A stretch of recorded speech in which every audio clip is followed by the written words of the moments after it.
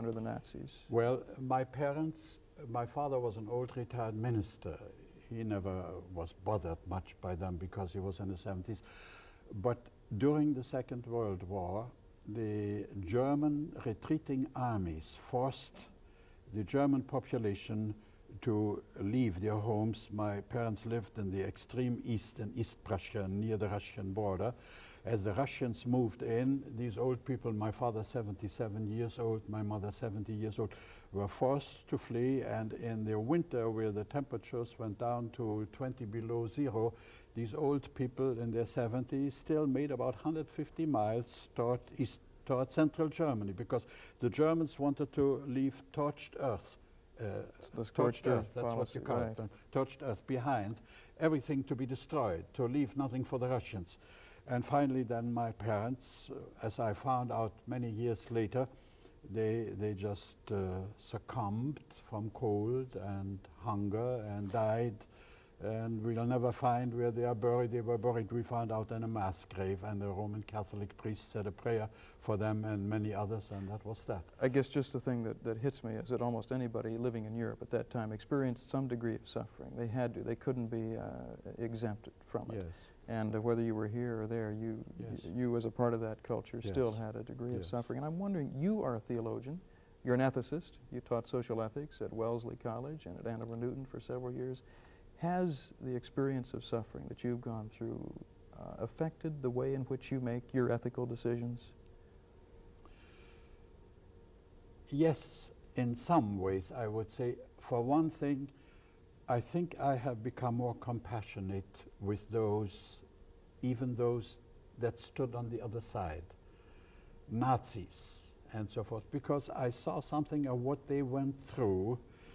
And then even in my own family, a brother-in-law of mine became a Nazi, and a rather high Nazi. He lost his life at the end too. But that was it. It has made me more compassionate, but it has not weakened my faith. And I think on the whole, it has rather strengthened my faith, what I went through. There is, for many people, the meaninglessness of life and the meaninglessness of purposeless suffering. And I feel ill at ease about raising this, but I think it should be raised, because your son died very tragically last year in a terrorist bombing in New York City. On Wall Street, New York. He was in that famous restaurant on Wall Street when the Puerto Rican revolutionaries bombed, and he died. And of course, how does one explain something like that? And how do you, as a person of faith, walk through that time? How do you answer those hard questions? Yes, this of course was very hard on us. He was a very brilliant, bright boy with a great future before him. He was with Scott Paper and was negotiating with the Morgan Trust Company there, and his colleagues took him to this restaurant, and there he was one of the 4 that were killed. If I had no faith, really it is my Christian faith that has carried me through, as through many other things before with my other family. I have lost other members of my family, and my wife has lost some too. It is just my faith that I believe in the ultimate rightness, the ultimate destiny, and I believe that there is a God who rules, and that ultimately love will be stronger than hatred, and forgiveness will be better than vengeance. And although I felt somewhat bitter against these Puerto Rican terrorists that killed my son, especially since he always was on the side of the suffering. He and his wife were just on the point of adopting a baby, either a black baby or Puerto Rican baby or one of those, and now he was killed, perhaps by these very people.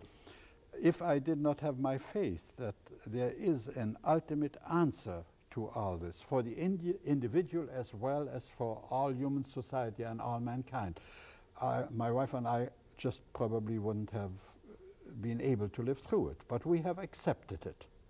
And we have accepted it, and we believe that there will be an ultimate answer, even though right now I am surrounded by many, many questions that I cannot solve either. That's a powerful testimony to all of us who have yet to go through those kind of experiences, and to many who right now are in the midst of those kind of experiences. And I talked about suffering because suffering can take many different forms, and not long after you had been in this country and had become just recently president of Andover Newton Theological School, you took a particular stand in that McCarthy era, and these banner headlines in the Herald Traveler of December 8th, 1952, show the way in which the media portrayed that and the kind of charges that you were going to be faced with. And when we come back, we'll talk about how you handled that. So stay with us on Genesis 2.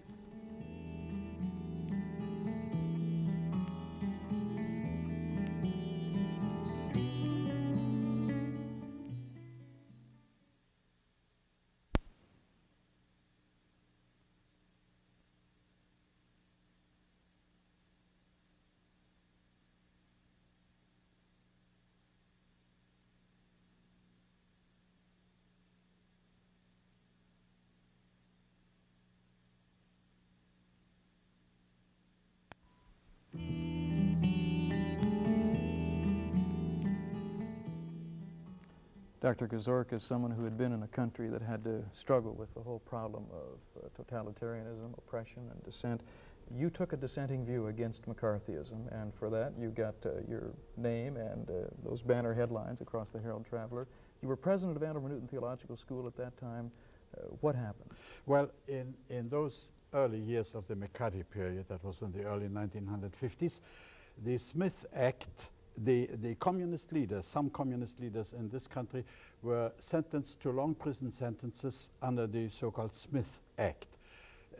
And I agreed with 3 judges of the Supreme Court that the Smith Act was not in line with the law of the country. And therefore, as some people brought out a petition that they should be amnestied, is the word. My English is still sometimes a little poor. Amnestied at Christmas of 1952, partly in protest against the McCarthy pressure. I signed that petition, and there came great headlines, and I was among quite a number of Massachusetts citizens who had signed that. Perhaps my name was taken out, especially because the Protestant Episcopal bishop had also signed it, and some very prominent Bostonians. So you, in this country, tasted a bit of the oppression that you'd already felt under the Nazis. And I'm wondering that now, today, having passed through the McCarthy era and also through that Nazi period, what are the kind of things that we need to be alert to in this country to keep from happening here what did happen in Germany in the 1920s and 30s? Well, for one thing, we should keep freedom of the press, freedom of political opposition open and free, and we should try to hold the democratic processes of free elections, also of free protests against power in high or low places, economic power and also political power. We should keep those channels as open as possible. And the opportunities and the right for protest as strong and open as possible. I think that this country has been 2 times during my period in this country, has been in real peril. And the first, of course, was the McCarthy period. And the other one was very recent, which came out to the whole Watergate revelations. I think wherever there is an attempt from the part of government to oppress freedom of religion, the freedom of the press, the freedom of free political expression, there is a peril. Okay, we have just time for this last question. We have just a few moments left, and that is, did racism destroy the Nazis? I think they destroyed themselves, partly by racism. It was, of course, the Jews are our misfortune. That was the great slogan of Hitler. And so, for one thing, Germany lost a number of people that could have possibly made it possible for Germany to have the atomic bomb at that time already. They fled because many of them were Jews. And therefore, I believe that racism of any kind And we have it in this country too, anti-Semitism and anti-black people and so forth. Any kind is anti-democratic and is anti-Christian, and therefore must be fought to the last as much as possible.